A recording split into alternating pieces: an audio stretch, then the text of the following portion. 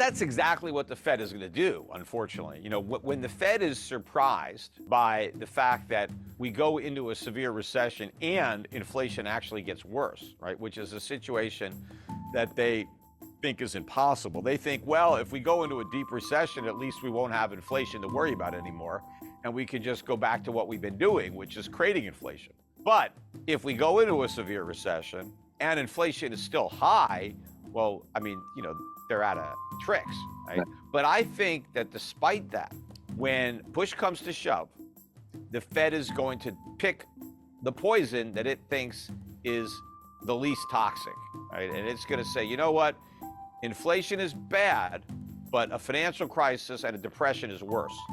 So we're just going to have more inflation. We're just not going to get back down to 2%, maybe 3 or 4%, whatever they're going to say. But hey, we're never going to get to 2 because the cost of getting there is too high. So we're just going to have to get used to living in a world with higher inflation because it's better than the alternative. Now, it's not better than the alternative. It's way worse.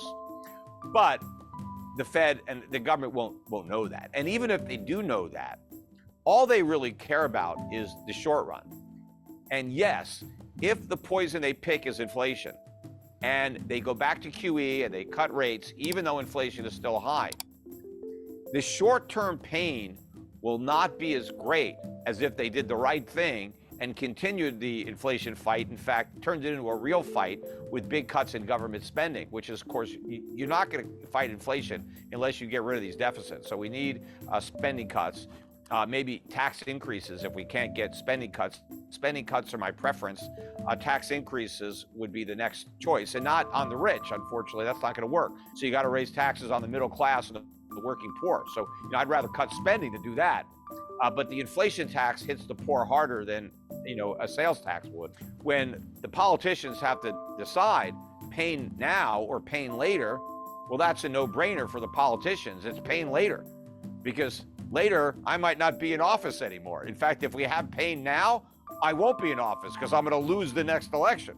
So the way to minimize my own pain as a politician is to kick the can down the road, right? So I'm going to do whatever it takes to get me reelected. So if inflation now means pain later instead of now, even if it means some pain now, but the worst pain is later on, that's what I'm doing. The politicians will always sell out the long-term interests of the country for their own political benefit. And so that's what's going to happen. And the central bankers are really no better than the politicians. I mean, they're really political animals there.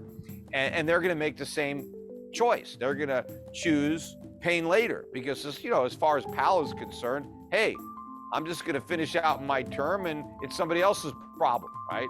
Don't blame me, right? I don't want to be the one that gets blamed for all this pain.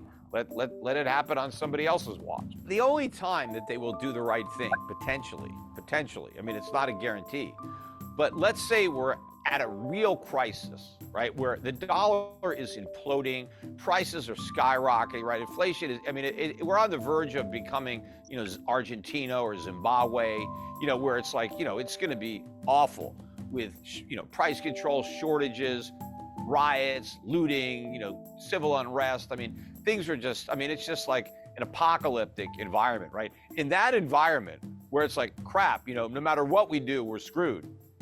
Maybe then they'll do the right thing. It's like but they're going to exhaust all the other possibilities. They would have done everything they could possibly do wrong. And then it's that, okay, no matter what we do, we're screwed. Maybe then they'll do the right thing, assuming they understand what the right thing is. I mean, I'll be there to tell them, but the question is, will they listen? It's going to lead me into the next question here is like, what is it that they are going to do for this next issue, or what is it that they are planning on doing to create like the monetary stimulus or whatever that's coming? Central bank digital currencies. What's going on here? I mean, this seems to be pushed worldwide and almost guaranteed to be coming. Yeah, but that's more an element of government control than monetary policy, although it may make it easier for governments to inflate the money supply and to try to target their so-called stimulus. Because, sometimes they get frustrated. They send people stimulus checks and they don't necessarily spend the money. Oh my God, maybe they save it. And so what they could do is say, hey, instead of stimulus checks, we're going to give you some digital money with an expiration date. So here's your, we're going to load up your wallet and you got 24 hours to spend it or you lose it, right? Everybody's like, but then they might say, okay, you can spend it, but here's the only places that it's good, right? I don't know. They might try to micromanage. Oh, you can't use your money to buy a gun. You can spend it at Walmart or whatever. I don't know. But I mean, the part that I don't like about government issued, digital currency, as long as they don't eliminate cash, right, then it's not as big a deal. But they want to eliminate cash. That's what their goal is to get rid of all the bills. So you have no alternative but that digital currency. And the reason I don't want to live in a world where you're stuck using a digital currency for every transaction you make, and there's no way to transact in private, is that the government knows every single thing you spend money on. And that can give governments a lot of information about you, even if you're not spending the money illegally. For the government to know everything that you like, every cause that you support, everything that you do, they can create a profile of you, and potentially that they could use that profile in ways that could be harmful to you. And a lot of the things that you're doing today with your money may be legal, but what if they're illegal in the future? Because people just assume that governments are benevolent and they're good, but they tend to get very corrupt and get very evil. And a lot of times the governments become the bad guys and the resistance is the good guy. And how do you overturn a corrupt government? Well, it's a lot more difficult if that corrupt government knows every single thing you're doing and can see all the places that you're spending your money.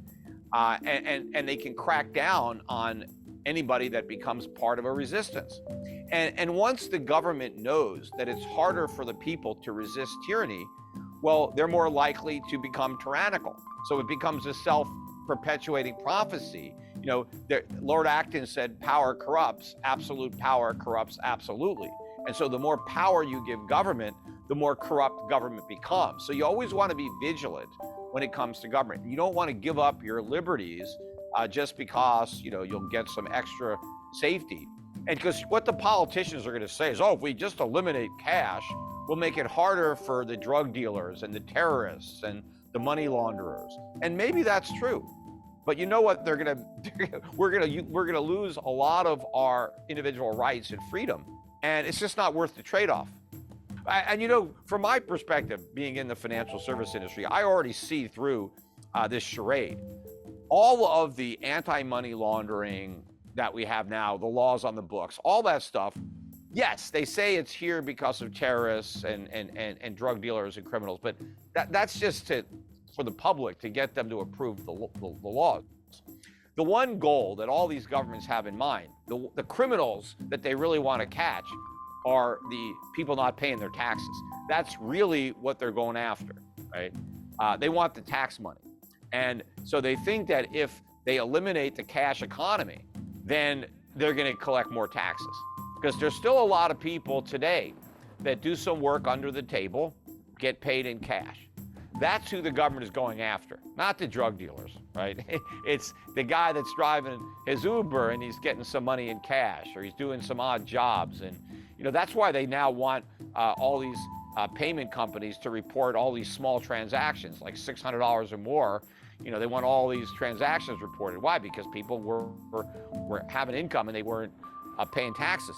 And yeah, I guess a lot of these people are breaking the law, but a lot of people are in a situation where if they don't break the law, they don't eat. There are some people that, hey, this is what I've got to do to make ends meet, because if I paid taxes, I couldn't earn enough money after taxes to cover my expenses. So the only way I could do it is to not pay the tax. And I'd rather have somebody working and not paying taxes than just sitting on welfare. Because that at least they're productive, at least they're providing goods and services. And when the government says we need all these IRS agents to go after the rich, that's a lie. They're not going to go after the rich. They're going to go after the middle class. They're going to go after the small business owners. Those are the ones that are cheating. The rich don't have to cheat. They have loopholes to reduce their taxes. The average guy doesn't have a loophole. So his loophole is, well, I'm going to make some money on the side and I'm not going to report it, right? Or I'm going to exaggerate some of my deductions. But you know, the minute you eliminate cash, they crack down on the underground economy.